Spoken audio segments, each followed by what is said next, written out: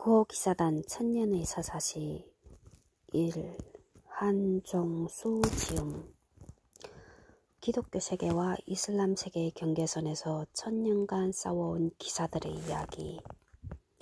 자유문군가?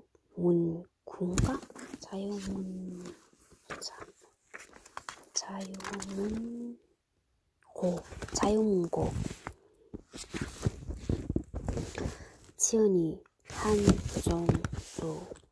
서울에서 태어나 고려대학교 중문학과를 졸업하고 롯데관광과 한국토지공사, 세종시 도시재생센터에서 근무했다. 어릴 때부터 거의 모든 분야의 역사에 관심을 가졌지만 전쟁사와 지중해 세계의 역사에 매료되었다. 가톨릭 신자로 청년 성서 모임을 하면서 가톨릭의 역사에도 많은 관심이 가졌는데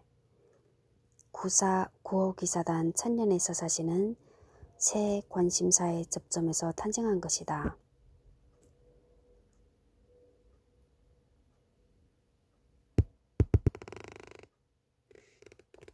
빨간 책방에 소개되었던 스테디셀러 강남의 탄생을 비롯하여 서서울에 가면 우리는 민주주의를 걷다, 세상을 만든 여행자들, 라면의 재발견, 제갈량과 한니발, 두 남자 이야기, 2차 대전의 마이너리그, 미 해병대 이야기, 이스라엘 국방군 제7기갑 여단사 등 다양한 분야의 책을 내놓았다. 역서로는 환관 이야기, 영락제 화해 질서의 완성, 제국은 어떻게 망가지는가가 있다.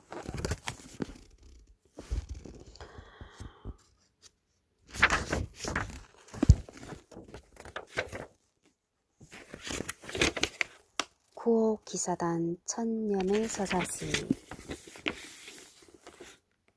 구호기사단 천년의 서사시. 기독교 세계와 이슬람 세계의 경계선에서 천년간 싸워온 기사들의 이야기. 한종수 지음. 자유문고. 프롤로그. 예루살렘을 중심으로 한 성지와 로도스, 몰타, 그리고 거의 전 지중해에서 여러 이슬람 제국들과 500년 이상 싸웠던 기사단이 놀랍게도 지금도 존재하고 있다. 바로 이 글의 주인공인 구호기사단이다. 이들에 대한 본격적인 이야기에 들어가기 전에 먼저 그 이름에 대해 알아보자. 구호기사단의 정식 명칭은 성 요한의 예루살렘과 로도스와 몰타의 주권 군사 병원 기사단 인데 누가 보아도 이 정식 명칭을 쓰기에는 너무 길다. 그들의 신조는 라틴어로 인데 tutio fidei et obsequium pauperum, 신념의 수호와 가난한 이들에 대한 도움을 의미한다. 신념의 수호와 가난한 이들에 대한 도움. 신조가 보여주듯이 이들은 병든 이들을 구호하기 위해 창단되었고 병원과 순례자들을 지키기 위해 군사적인 성격을 가지게 되었다. 이런 이유 때문에 이 책에서는 구호기사단이라는 명칭을 택했다. 참고로 영어로는 보통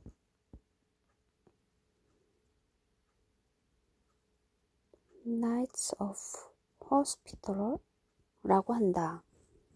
정식 명칭에서 보듯이 구호기사단은 예루살렘과 로도스, 몰타를 본거지로 가지고 있었고 예루살렘과 로도스, 몰타. 과거 근거지의 이름을 따서 몰타 기사단 이나 로도스 기사단으로 또 널리 알려져 있다. 하지만 이렇게 근거지의 이름을 쓴다면 천년에 달하는 기사단의 역사 전체를 다루는 이 글과는 맞지 않겠다는 점이 구호기사단이란 이름을 택한 두 번째 이유이다. 우리나라에 나온 책들에서는 구호기사단 외에도 성요한기사단, 병원기사단, 호스피털 기사단 등 번역자의 기호에 맞는 이름을 쓰고 있다. 참고로 일본에서는 보통 성 요한의 기사단, 중국에서는 A1 기사단이라고 한다.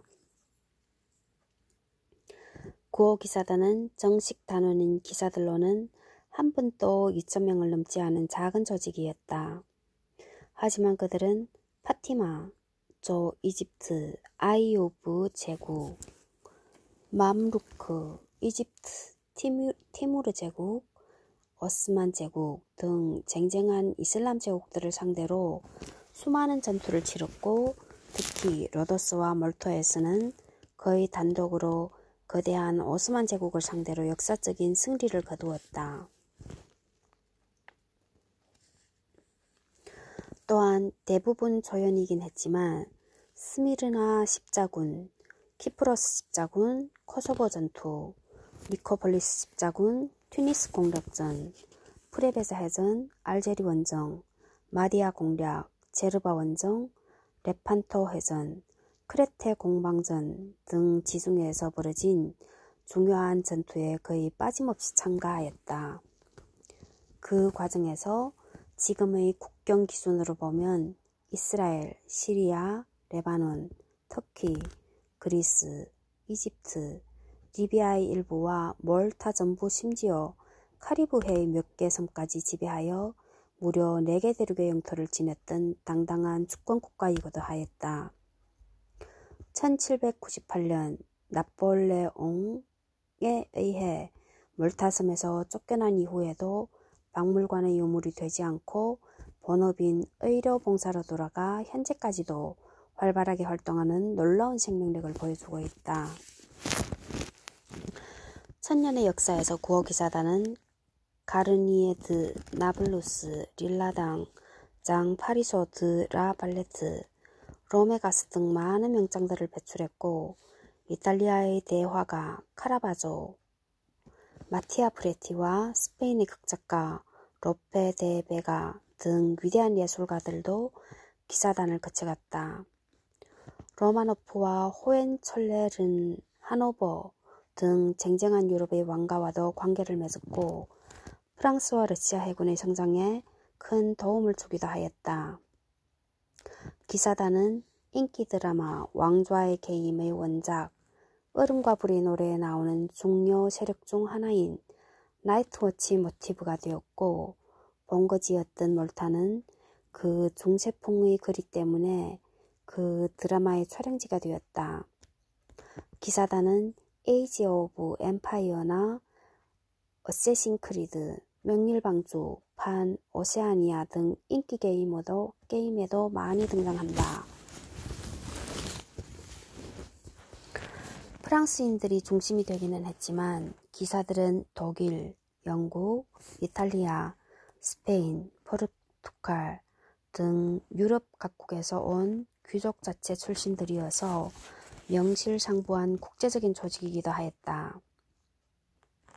이런 면에서 구호기사단은 교황청의 축소판이라고도 할 수 있는데 가톨릭의 강점과 약점, 미덕과 악덕을 모두 보여준 존재였다. 신앙 문제를 떠나 보편성과 특수성, 중앙 집권과 지방 분권이 잘 조화된 조직이었다. 가톨릭은 뜻 자체가 보편적이다라는 의미이다. 가톨릭은 뜻 자체가 보편적이라는 의미이다. 겉으로는 교황을 정점으로 하는 일사불란하고 중앙 집권적 조직으로 보이지만 교구와 수도회는 자치적 성격이 강하고 정화라는 이름으로 현지의 토착 신앙을 제도권 내로 편입시키는 유연함을 지니고 있다.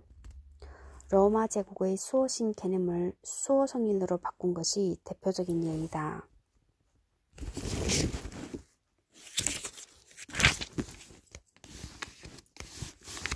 이런 면모 덕분인지 가톨릭은 현존하고 있는 조직 중 가장 오래된 존재가 되었다. 경영학의 태두인 피터 드러커도 가톨릭 조직의 우수성에 대해 높이 평가한 바 있을 정도다. 나라나 조직을 처음 만드는 이들은 누구나 영속을 바라지만 100년가는 조직도 무척 드물다. 천년 역사를 자랑하는 기사단이니만큼 이런 조직관리 관점에서 바라보아도 나름의 재미를 느낄 수 있을 것이다. 1000년이 넘는 장구한 세월 동안 그리스도교와 이슬람 두 세계가 죽기 살기로 싸워온 사실은 잘 알려져 있고 이를 다룬 책도 많이 나왔지만 구호기사단만큼 일관되게 최전방에서 싸운 조직은 없다. 따라서 부족하긴 하지만 이 책을 읽으면 지금까지 이어지고 있는 두 세계의 천년 전쟁을 상당 부분 알 수 있을 것이라고 자부한다. 물론 구호기사단은 십자군과 중세가 남긴 마지막 유물이라고 할 정도로 시대착오적인 조직이었음 틀림없다. 그럼에도 성지를 떠난 후에는 말에서 내려 배를 탔고 이슬람 교도를 상대로 한 해적질과 해전에서도 인류의 모습을 보였다. 새로운 축성법이나 장비의 도입에는 언제나 열심이어서 여러 차례에 걸친 수성전을 훌륭하게 치러냈으며 당시 세계 최대의 거함이었던 산타아나호를 건조하여 운영한 선진적인 면모도 과시하였다. 어느 면으로 보아도 구호기사단이 흥미로운 역사를 가진 조직임에 틀림없는데 안타깝게도 우리나라에서는 시오노나나미의 반소설 로도스 섬 공방전을 제외하면 구호기사단의 역사를 다룬 전문적인 책은 없는 실정이다. 그조차도 한 시대만 다루고 있을 뿐이다. 댄 브라운의 다빈치 코드의 영향력 때문이지 오히려 200년 만에 없어진 성전 기사단에 대한 책이 더 많이 나왔다. 부족하지만 구호기사단의 천년 역사에 감히 도전하고자 하니 강호재현의 많은 응원과 충고를 기원한 바이다. PS가 뭐야? 십자군 시대가 1 내지 3장을 차지하고 있는데 필자조차도 가끔 헷갈릴 만큼 다양한 세력이 참가한 시대였습니다. 즉, 구호기사단은 그 시대에는 십자군 중 n분의 1에 불과했다는 것이지요. 물론 그 세력들을 전부 설명하는 것이 불가능하지는 않지만 그렇게 하면 구호기사단의 역사라는 이 책의 주제를 흔들게 되어 최소한의 설명만 하고 넘어가는 쪽을 선택하지 않을 수 없었습니다. 십자군 전쟁에 대해서 더 알고 싶은 독자들께서는 참고 서적 중 마음에 드는 책을 읽어보시라고 할 수밖에 없습니다. 이 부분에 대해서는 양해를 먼저 구하고 시작하고자 합니다.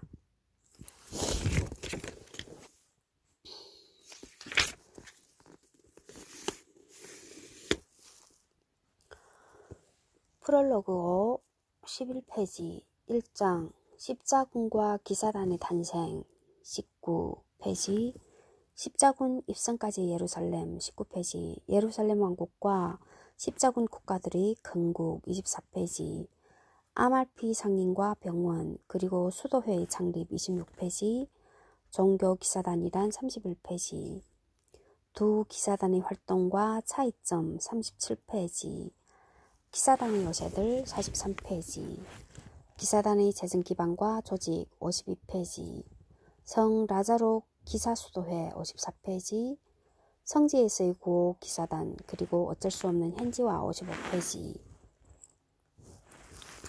이상 성지의 수호자 61페이지 아스칼론 공방전 61페이지 듀피의 죽음과 이집트 원정 62페이지 살라딘의 등장과 아모리 왕의 죽음 69페이지 구호기사단의 첫 위기와 문둥이 왕 보도행 4세 71페이지 예루살렘 왕국의 분열 74페이지 하틴의 대참사 76페이지 백척간두에선 기사단과 십자군 87페이지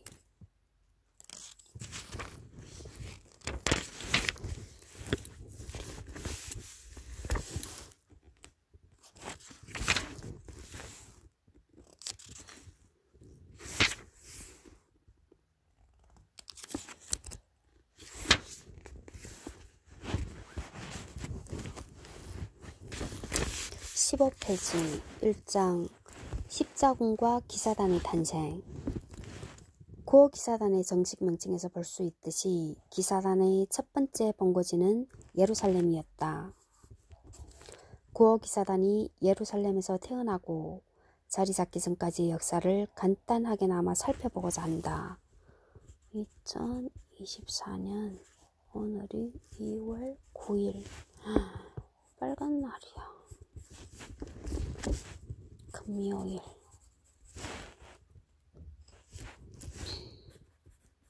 학교 집에서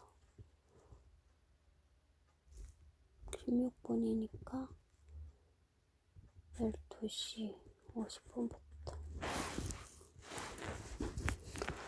십자군 입성까지의 예루살렘. 보라, 내가 예루살렘을 술잔으로 만들어 주변의 모든 민족들이 취하여 비틀거리게 하겠다. 예루살렘이 포위 공격을 당할 때 유다도 그러할 것이다. 그날에 나는 예루살렘을 모든 민족들에게 무거운 돌이 되게 하여 그것을 들어올리는 자마다 큰 상처를 입게 하겠다. 세상의 모든 민족들이 예루살렘을 거슬러 모여들 것이다. 스가랴 12 2-3. 스가랴 예언자의 이 말 그대로 수많은 민족들과 제국들이 이 땅을 차지하고자 했고 수많은 전쟁이 벌어졌다. 아이러니하게도 예루살렘의 뜻은 평화의 도시이다. 아브라함이 아들 이삭을 산제물로 바치려고 했다는 모리아산이 있는 예루살렘은 기원전 1000년경 다윗 왕이 이스라엘 왕국의 수도로 삼았고 아들 솔로몬은 모리아산에 그 유명한 성전을 세웠다. 이후 모리아산은 성전산으로 불리게 되었다. 예루살렘은 이스라엘의 분열 이후 남유다 왕국의 수도였다가 신바빌로니아 제국에게 멸망당했다. 이후 페르시아, 이어서 프톨레마이오스, 셀레우커스 왕조의 지배를 받았고 유다 마카베오가 이끄는 봉기가 성공하여 하스모니아 왕조를 열었다. 그러나 그 다음에는 절반만 유대인인 헤로데가 로마의 세력을 등에업고 예루살렘을 지배하였다. 이 시기에 예수의 순환과 죽음 그리고 부활이 예루살렘에서 일어났다. 이 때문에 예루살렘은 당연히 그리스도 교인들에게는 가장 중요한 성지가 될 수밖에 없었다. 40년 후 유다인들이 봉기했지만 로마에게 잔혹하게 짓밟혔고 성전도 파괴되었다. 다시 70년 후에 일어난 봉기도 같은 결과를 낳고 말았다. 로마인들은 유다인들을 추방하고 예루살렘을 아일리아 카피톨리나라는 로마식 이름으로 바꾸고 역시 로마식으로 재건하였다. 아일리아 카피톨리나.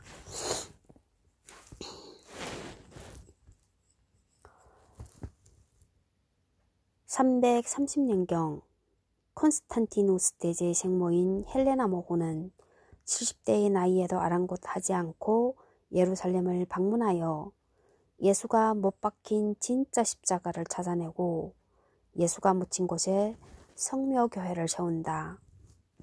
이로써 헬레나는 첫 번째 중세인이자 최고의 고고학자가 되었고 이렇게 기사단 탄생의 직접적인 원인이 되는 성지순례의 전통이 시작되었다. 헬레나는 첫 번째 중세인이자 최초의 고고학자가 되었고 에 대한 해석 21페이지. 헬레나는 모후가 진짜 십자가를 발견한 날은 5월 3일이라고 하며 예루살렘 왕국에서는 중요한 기념일이 되었다. 콘스탄티누스 대제가 죽자 로마 제국은 얼마 가지 못하고 동서로 분열되었으며 동로마 제국, 즉 비산티움 제국은 사산조 페르시아와 오랜 전쟁에 휘말려 들어갔다. 614년 사산조 페르시아는 예루살렘을 함락시켰고 진짜 십자가까지 전리품으로 가져갔지만 628년에는 동로마의 반격으로 도시는 물론 진짜 십자가도 내놓아야 했다. 하지만 이 승리도 오래가지 못했다. 혜성같이 나타난 이슬람 세력이 아라비아 반도를 통일한 데 이어 사산조 페르시아를 멸망시키고 동로마 제국의 영토를 절반 이상 빼앗아 버렸기 때문이다. 638년 예루살렘은 이슬람의 손에 넘어갔는데 이 사건은 이슬람교도 즉 무슬림에게도 아주 중요하였다. 무슬림은 이슬람의 창시자이자 위대한 예언자인 무하마드가 632년에 예루살렘의 성전산에서 승천했다고 믿었기 때문이다.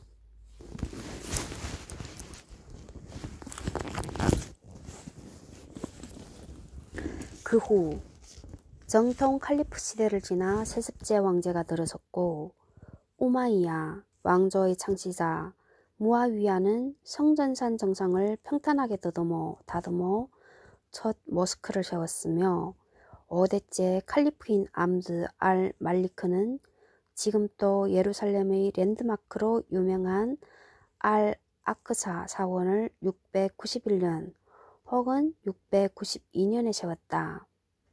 하지만 8세기 초까지도 예루살렘에는 가톨릭은 아니었지만 동방 그리스도 교도들과 유대인들이 훨씬 많이 살았다. 그리스도 교도들과 유대인들이 훨씬 많이 살았다. 우마이야의 천하도 오래가지 못했다.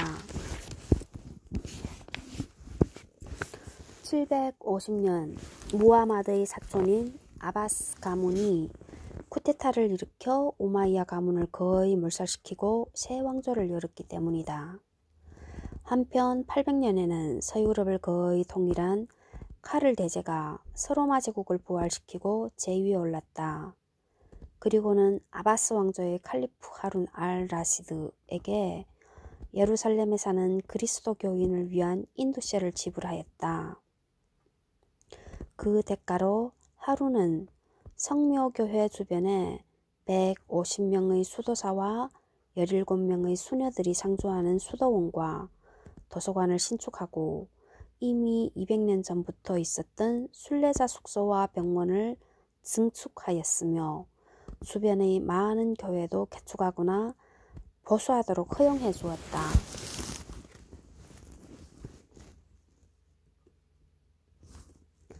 그러나 40여 년 후 아바스 왕조는 전성기를 넘기고 쇠퇴하였고 시아파인 파티마 왕조가 이집트에서 일어나 예루살렘까지 정복하기에 이른다.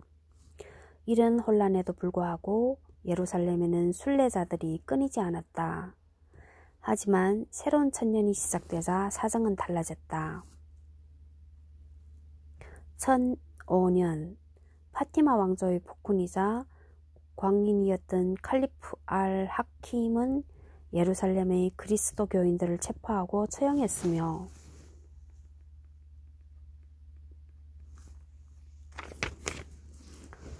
성묘교회와 병원을 비롯한 건물들을 파괴하고 그 자리에 모스크를 지었다.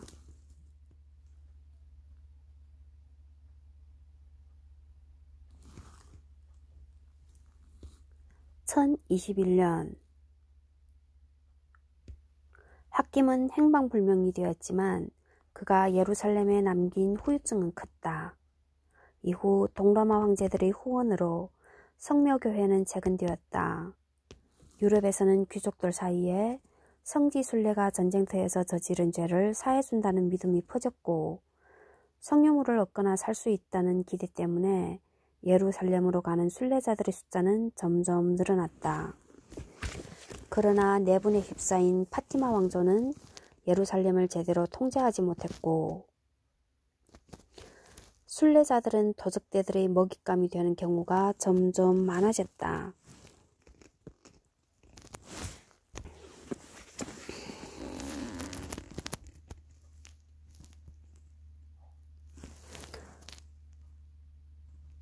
1071년에는 새롭게 떠오르는 셀주크 투르크의 두 번째 제왕 알프 아르슬란이 만지케르트에서 동로마의 대군을 격파하고 황제까지 생포하였다. 당연히 동로마 제국은 크게 약화되었다. 하지만 알프 아르슬란은 다음 해 허무한 죽음을 맞았고 셀주크 투르크는 가족과 장군들에 의해 분열되고 말았다. 바그다드에는 무력해지기는 했지만 순니파인 아바스 왕조의 칼리프가, 카이로에는 시아파인 파티마 왕조의 칼리프가 여전히 남아있었다. 이렇게 이슬람 세계는 분열되어 어지러웠다. 이때 십자군이라는 의외의 존재가 등장한다. 이렇게 1090년대에 서아시아가 혼란에 빠진 상황에서 당시 교황인 우르바누스 2세는 1095년에 소집한 클레르몬 공의회에서 십자군 원정을 제창하였다.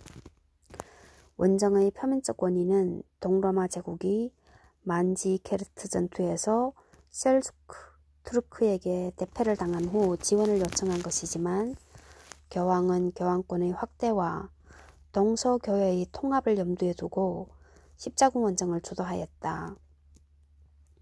신께서 그것을 원하신다. 라틴어로는 Deus lo quiere 란 구호가 전 유럽을 뒤흔들었다. 영지쟁탈전을 벌이면서 죄를 지은 제후들은 그 죄를 용서받기 위해 상속받지 못하는 귀족의 자제들 중 일부는 영지를 얻기 위해 하층민들은 순교와 천국행에 대한 열망을 품고 원정에 참가하였다. 하지만 국왕들은 참가하지 않았고 백작 이상급의 제후들이 십자군의 주력을 이루었다.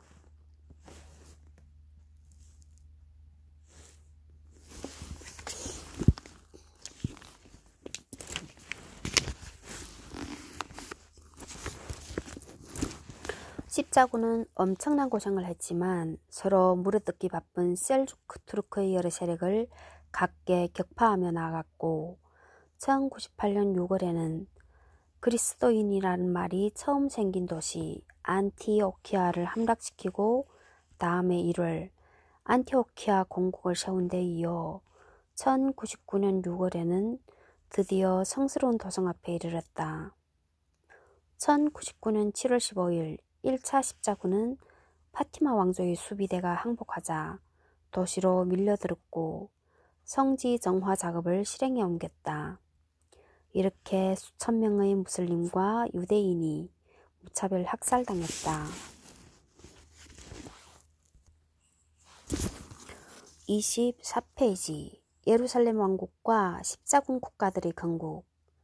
십자군 원정의 성공으로 예루살렘은 무려 462년 만에 그리스도교 세력의 수중에 들어가게 되었다. 하지만 십자군이 정복에 그치지 않고 성지를 영구적으로 통치하기 위해서는 나라와 군주가 필요하였다.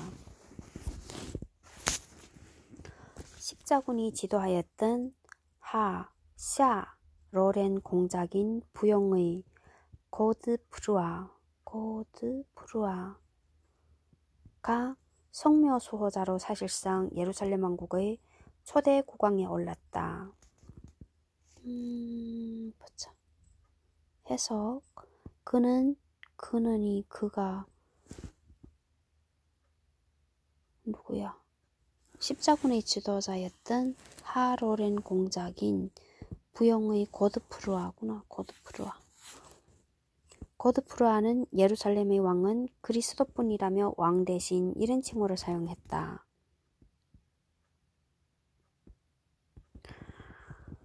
그러나 예루살렘으로 임무를 다했기에 천국행 보증수표를 받은 십자군의 7할 이상이 본국으로 돌아갔고 영웅으로서 큰 환대를 받았다. 해석. 이 때문에 차남 이하의 귀족 자제들이 영지를 얻기 위해 십자군에 참여했다는 기존의 주장은 점점 힘을 잃어가고 있다. 남은 병력은 3,000명도 되지 않았다. 하지만 죽으란 법은 없었는지 그때 천군만마가 도착하였다. 앞서 언급했지만 그때까지 국왕이나 국가 차원에서 십자군에 참가하는 나라는 없었는데 이때 피사와 베네치아 공화국이 도시국가이긴 하지만 처음으로 국가 차원으로 십자군에 참여했던 것이다. 또한 원정의 성공에 감동한 순례자들이 대거 모여들었는데 일설에 의하면 25,000명에 달했으며 정확하게는 알 수 없지만 이들 중 절반은 무장하고 있었다고 한다. 두 도시국가의 해군과 무장 순례자 집단은 사실상 빈 껍데기였던 예루살렘 왕국에 큰 힘이 되었다. 하지만 당연히 공짜는 아니었고 자유로운 경제활동과 항구와 거류지 및 배후지 제공, 사법권을 포함한 자치권 보장 등의 큰 대가가 따랐다. 그들의 거류지에는 성당과 창고, 관청, 제빵소, 방앗간, 목욕탕, 도살장과 농장 등 생활에 필요한 모든 것이 있었다. 수장인 집정관은 본국을 대표함은 물론 거류민에 대한 사법권을 행사하고 거류지 재정과 상업활동을 관리하고 유언장을 쓰지 않고 죽은 상인들의 사후 처리까지 맡았으니 사실상의 나라 안의 나라였다. 이후에는 제노바도 가세한다. 이탈리아 해양 도시 국가들의 성지 진출은 십자군 국가들에게 큰 도움이 되었지만 점차 커지는 그들의 영향력은 큰 부담이 되었으며 먼 훗날의 일이긴 하지만 결국 십자군의 몰락에 일조하고 만다. 부영의 고드프루아는 이름이 부영의 고드프루아구나. 다음에 갑자기 세상을 떠나고 말았다. 그에게는 후사가 없었기에 동생 보두eng이 후계자가 되었고 그는 18년 동안 제위하면서 레반트의 해안지대를 거의 정복하여 왕국의 기반을 쌓아 올렸다. 이후 에데사 백국과 트리폴리 백국이 세워져 안티오키아 공국과 함께 십자군 국가가 4개나 생겨났다. 이들은 예루살렘 왕국을 종주국으로 받아들였지만 서로의 이익 때문에 반목하는 경우도 많았다.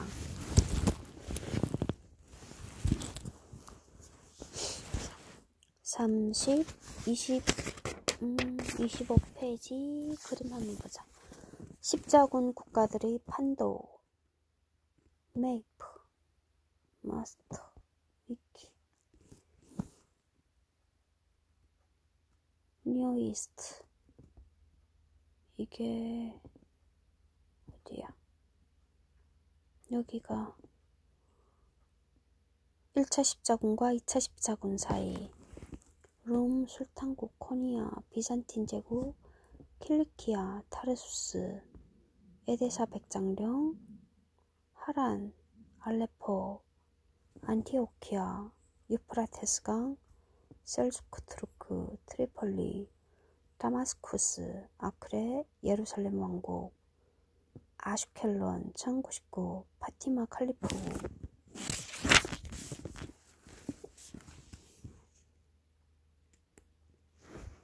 (26페이지)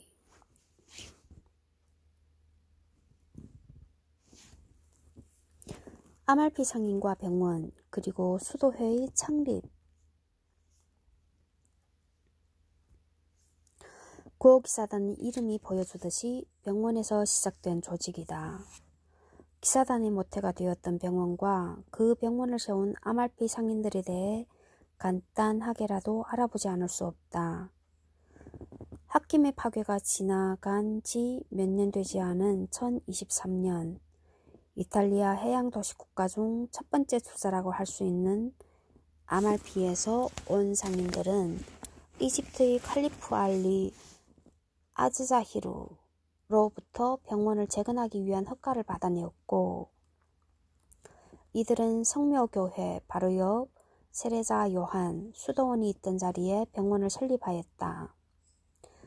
몬테 카시노에 본부를 둔 베네딕트 수도회의 수도사들이 관리를 맡아 환자들을 보살폈다고 한다.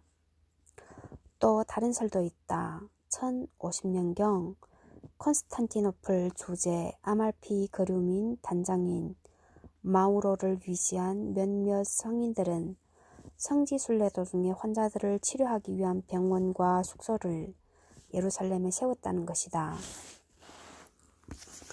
두 가지 설이 중첩되어 있고 기사단의 초기 역사는 거의 전설과 신화에 가깝기에 확실한 것은 알 수 없다. 마우로가 그 전에 아말피의 선배들이 세웠던 병원을 확장했을 가능성도 높다. 아말피와 가까운 살레르노에는 유럽에서 가장 오래된 의학교가 있었다. 중세에서는 아주 드물게 이 의학교는 의사와 학생의 민족이나 종교를 따지지 않았기에 교수 중에 유대인이나 아랍인도 있었다. 어쩌면 마우로와 그의 동지인 아말피 상인들은 살레르노 의학교 출신 의사들을 믿고 순례자들을 위한 숙소보다는 의료를 전면에 내세운 시설을 만들었는지도 모른다. 이는 시오노 나나미의 가설이다. 어쨌든 아말피 상인들이 11세기 초반에서 중반 사이에 예루살렘에 병원을 세웠다는 사실만은 확실하다. 기사단이 8개의 꼭지점이 있는 아말피 십자가를 자신들의 상징으로 삼았고 지금까지도 이어지고 있기 때문이다. 아말피의 문장. 강렬한 인상을 주는 이 십자가의 네 방향은 용기와 정의, 절제, 인내를 의미하며 8개의 꼭지점은 기사들이 출신국인 프랑스의 오베르뉴, 프로방스, 일드 프랑스, 스페인의 아라곤과 카스티아, 그리고 독일, 영국, 이탈리아를 의미한다. 자연스럽게 단원의 의무도 8가지였다. 그 내용은 진실하게 살며 신앙심을 가지고 죄를 뉘우치며 사람들을 겸손하게 대하고 정의를 사랑하고 자비를 베풀고 진심으로 온 마음을 다하며 박해를 인내합니다. 물론 이런 의미들이 처음부터 있었던 것은 아니고 훗날 전통이 쌓여가면서 형성된 것이다. 참고로 마우로는 1071년에 세상을 떠났다고 한다. 11세기 말로 갈수록 순례자가 늘어 성 마리아라고 이름을 지은 여성 전용 병원과 숙소가 증축되었고 수녀원도 추가되었다. 남자 병원에는 그 자리에 있었던 수도원의 이름대로 세례자 성 요한의 이름이 붙었다. 하지만 아말피 상인들이 이곳에 병원을 세운 이유는 여전히 불분명하다. 그들은 그리스도교인이었지만 이슬람 사이에서 양다리를 걸치며 떼돈을 벌었는데 앞서 이야기한 성 유물 거래를 제외하면 전혀 돈이 나올 것이 없는 예루살렘에 병원을 세울 이유가 없기 때문이다. 일부 상인들의 선의 때문이라고 밖에는 설명할 길이 없다. 이 병원의 설립 시기가 1023년이건 1050년이건 십자군의 예루살렘 공격이 있기 약 반세기 사이에 처음에는 가장 세속적인 인간인 상인에 의해 운영되던